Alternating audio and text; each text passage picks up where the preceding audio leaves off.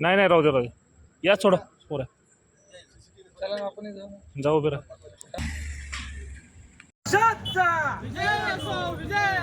सरकारला जागा करण्यासाठी आज माननीय बच्चूभाऊ कडू यांच्या निदर्शनानुसार आम्ही यवतमाळ जिल्ह्यामध्ये पालकमंत्री संजयभाऊ राठोड यांच्या घरावर मोर्चा काढला होता।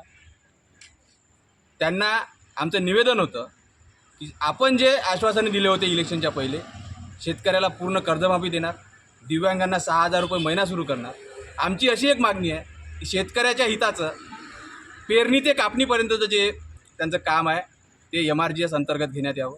ह्या सगळ्या मुद्द्याला घेऊन आजचा आमचा मोर्चा होता।